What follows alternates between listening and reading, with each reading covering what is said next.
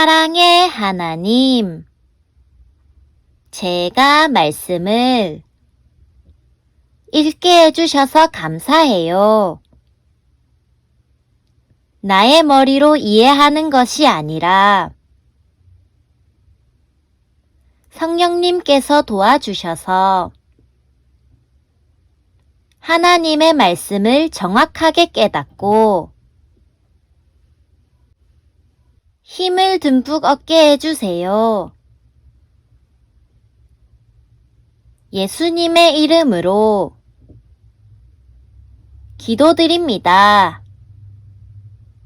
아멘.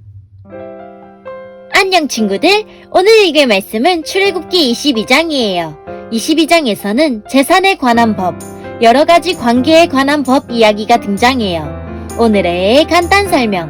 첫 번째, 세. 세는 남의 건물이나 물건 등을 빌려 쓰고 그 값으로 내는 돈을 말해요. 두 번째, 무당. 무당은 귀신을 섬기는 사람이에요. 귀신을 통해서 좋은 일과 나쁜 일을 미리 알아보고 그리고 그 일들을 조절해 달라고 귀신에게 굿이라는 의식을 하며 비는 사람을 무당이라고 해요. 그럼 말씀 속으로 출발!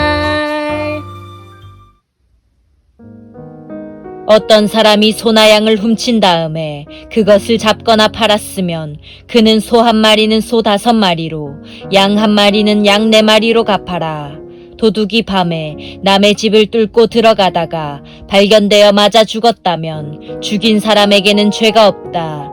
그러나 해가 뜬 다음에 그런 일이 일어났다면 죽인 사람에게 죄가 있다. 붙잡힌 도둑은 도둑질한 것을 갚아라. 하지만 갚을 것이 없으면 도둑질한 대가로 종이 될 것이다. 만일 도둑질한 것을 가지고 있으면 소든 나귀든 양이든 2배로 갚아라. 어떤 사람이 가축에게 밭이나 포도원에서 풀을 뜯어먹게 했는데 그 가축이 다른 사람의 밭이나 포도원에서 풀을 뜯어먹었으면 짐승의 주인은 자기네 밭이나 포도원에서 거둔 것 중에 가장 좋은 농산물로 물어주어라.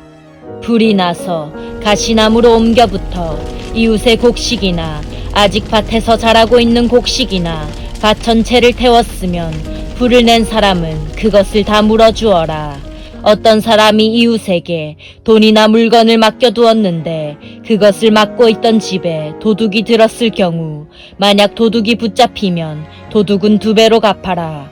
하지만 도둑이 붙잡히지 않으면 집주인을 재판장 앞에 데리고 가서 이웃의 물건에 손을 댔는지 대지 않았는지를 알아보아라. 소나 나귀나 양이나 옷이나 그 밖에 어떤 잃어버린 것 때문에 2 사람 사이에 다툼이 생겨서 2 사람이 서로 이것은 내 것이다 라고 주장하는 일이 생기면 2 사람 다 재판장에게 나가서 재판을 받아라. 그래서 재판장으로부터 죄가 있다는 판결을 받은 사람은 상대에게 2배로 갚아라. 어떤 사람이 다른 사람에게 나귀나 소나 양이나 그 밖에 어떤 짐승을 맡겼는데 그 짐승이 죽거나 다치거나 아무도 모르게 끌려갔으면 짐승을 맡은 사람은 여호와 앞에서 이웃의 짐승에게 손을 대지 않았다고 맹세하여라. 그러면 주인은 그 맹세를 받아들여야 하고 짐승을 맡은 사람은 물어주지 않아도 된다. 그러나 짐승을 맡은 사람이 도둑질한 것이라면 주인에게 물어주어라. 만약 그 짐승이 맹수에게 찢겨 죽었다면 죽은 짐승을 증거로 보여라. 찢겨 죽은 짐승은 물어주지 않아도 된다. 어떤 사람이 이웃에게서 짐승을 빌렸는데 주인이 없는 자리에서 그 짐승이 다치거나 죽었으면 빌린 사람은 그것을 다 물어주어라. 만약 그 자리에 주인이 있었으면 물어주지 않아도 된다. 그 짐승이 세를 낸 것이면 주인은 쇳돈만 받아라. 어떤 사람이 아직 약혼하지 않은 처녀를 꿰어서 잠자리를 함께하였으면 그는 신부의 몸값을 내고 그 여자를 아내로 맞아들여라.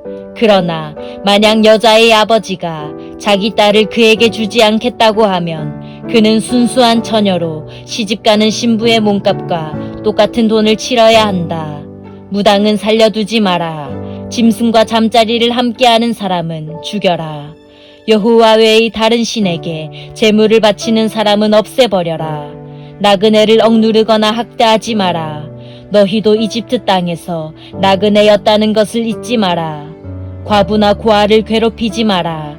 만약 그들을 괴롭히면 그들이 내게 부르짖을 때 내가 반드시 그들의 부르짖음에 귀를 기울일 것이다. 나의 노가 불붙듯 일어나 칼로 너희를 죽일 것이다. 그리하여 너희 아내들은 과부가 되고 너희 자녀는 고아가 될 것이다. 너와 함께 살고 있는 내 백성 중에서 가난한 사람에게 돈을 빌려줄 때는 빚쟁이처럼 굴지 말고 이자도 받지 마라. 만약 이웃의 겉옷을 담보로 잡았으면 해가 지기 전에 그것을 돌려주어라. 그가 몸을 덮을 것이라곤 그 겉옷뿐이다. 그것이 없으면 달리 무엇으로 몸을 덮고 자겠느냐. 그가 나에게 부르짖으면 나는 들어줄 것이다. 왜냐하면 나는 자비롭기 때문이다. 너희는 재판장을 욕하거나 너희 백성의 지도자를 저주하지 마라. 처음 추수한 것을 나에게 바치는 일을 미루지 마라. 너희가 거둔 첫 곡식과 포도주를 나에게 바쳐라. 그리고 너희의 맏아들도 나에게 바쳐라. 너희의 소나 양도 마찬가지이다. 소나 양의 첫 새끼도 7일 동안은 어미와 함께 있게 하고 8일에는 나에게 바쳐라. 너희는 나에게 거룩한 백성이 될 것이다.